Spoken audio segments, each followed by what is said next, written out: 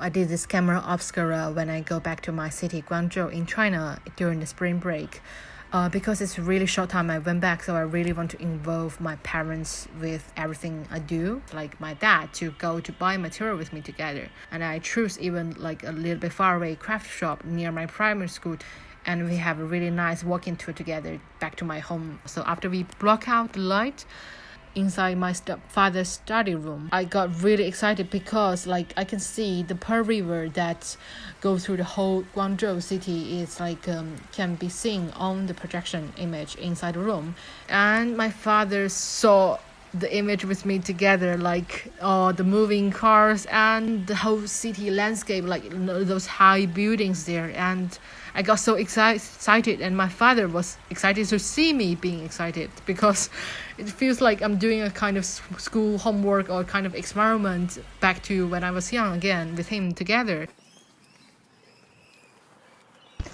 Even though I love photography and I've photographed for almost all my life, I had never done a camera obscura project. I thought of my neighbor's house, if I could use her room, her empty room, and she was more than happy to lend it to me. We had to block one of the parts of the room that didn't have a door with a mattress. When we finally put the mattress up, we were all really impressed. We sat there and observed our street that even though we lived there for over 20 years, we're not used to seeing it upside down. It was really interesting taking photos of it, turning the photos upside down so we could identify which tree was coming from each side of the street, people walking past, cars, and even though we're all different ages, me, my dad, my neighbor, we all bonded over something that is so simple and just so fun to do. To make the camera obscura, I got a group of 20 people in my university. We used a common space in our university, and each one of us contributed by bringing some black material to block the light.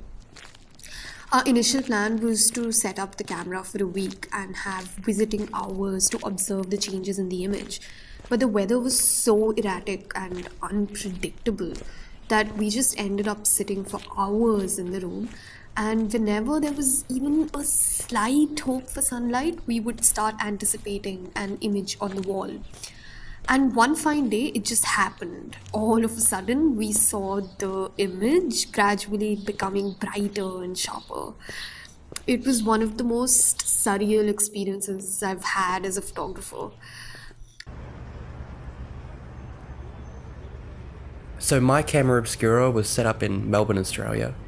And when I initially got the email, I looked out my window to my right and I thought, wow, that's a really rubbish view, like really bad. One of my peers from university lived in really close to Melbourne city skyline. So I travelled to her house, and when I set it up, I actually didn't expect to get the ladder in shot at all. Like, that was completely spontaneous. But when I took the image, that I did keep that in mind, and I framed it as such. I actually got like a way more of the skyline in view in the whole hallway room, but that was the best piece of it. And in the image you're seeing now, I actually inverted it. I flipped it. And when I was showing my housemates, they were looking at it and going, what am I looking at? Because if you don't know it's a camera obscura, and you don't know the orientation at which you're looking at it, it becomes really confusing. And I think that's one of the coolest parts of the image I took. Camera obscura was such a delightful discovery to me. Whatever I read about in school in my physics classes did not do justice to the entire experience of creating it and observing. I tried making it with another friend of mine, and we saw the trees outside our house projected onto our walls. Both of us lay down on the floor and tried to make sense of this inverted image for hours. How these leaves moved, how the clouds came by, and also the occasional excitement when we would spot a tiny speck of a bird flying. It was as though we were watching the night sky, peaceful, soothing, enough for us for not wanting to leave. We waited for the sun to set, and gradually this moment came to an end.